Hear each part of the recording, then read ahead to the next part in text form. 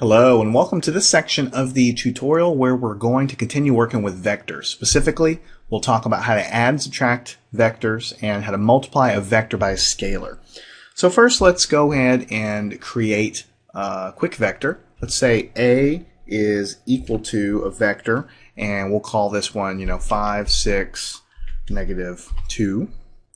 We'll close this guy off. And of course we hit enter, MATLAB repeats the vector back to us and says, okay, it's stored in variable A. Let's create a new vector.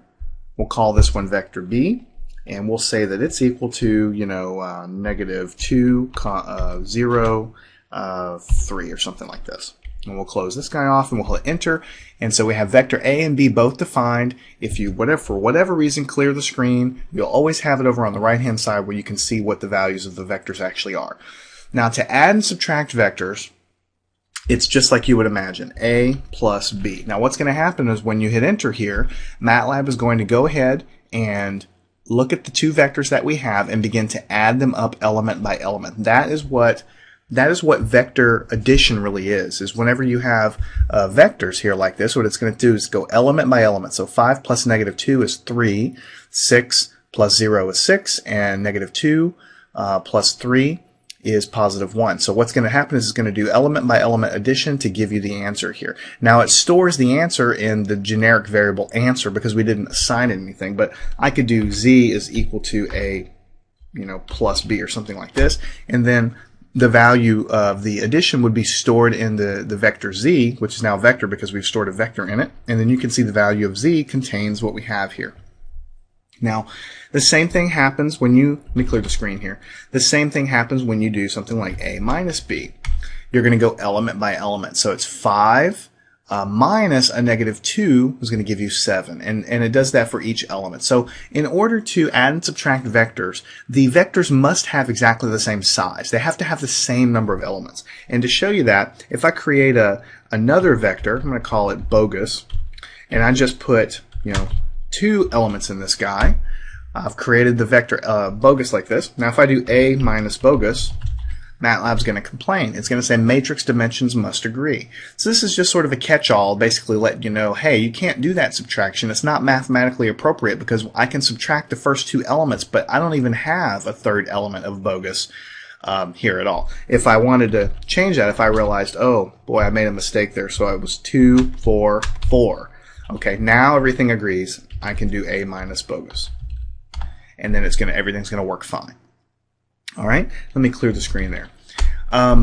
So adding and subtracting vectors are very similar. It basically follows the rules of matrix algebra because what I'm really not saying out loud so much, but I guess I'll go ahead and say it now, is these things that we're calling vectors, these lists of numbers, they're really just matrices with one row. I mean, this is column, first column, second column, third column.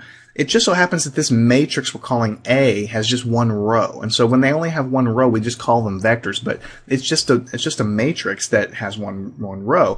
So in matrices, you have to have the two matrices look identical with as far as their dimensions go before you can add them or subtract them. So the same thing applies here because these are a sort of a subset, so they have to have the same number of elements.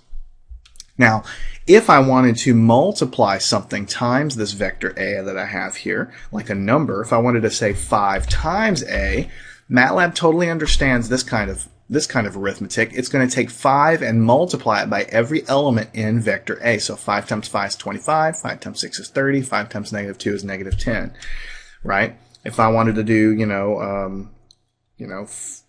I could even make a more complicated expression if I want to. 5 minus 25 squared, and I want to multiply that by, A minus B. That works out fine too. What's going to happen here is MATLAB is going to compute what's the number that's going to be in front of this matrix here, or this vector, and then it's going to subtract the vectors. They have the same dimension, so it's going to be able to subtract them, and then it's going to multiply what's on the outside times each element of whatever we have arrived at from that subtraction. So it's going to do all that stuff for you in an instant and give you the answer. The answer should not surprise you that it has 3 elements because we had a vector here that we subtracted. So we have 3 elements of A minus B. When we do A minus B, we have 3 elements, right? So what's going to happen on the outside here is whatever the result of this is going to be distributed in, for lack of a better word, and applied to each one of these elements. So addition of vectors, subtraction of vectors, and multiplication of vectors by a scalar. That's what we're doing here. Are all very straightforward in MATLAB. We're just showing you how it works here. Very simple. And so what I want to do now is close this section off, follow me on into future sections where we'll start talking about the dot product of vectors, the cross product, and how to do more involved math relations, among different vector quantities.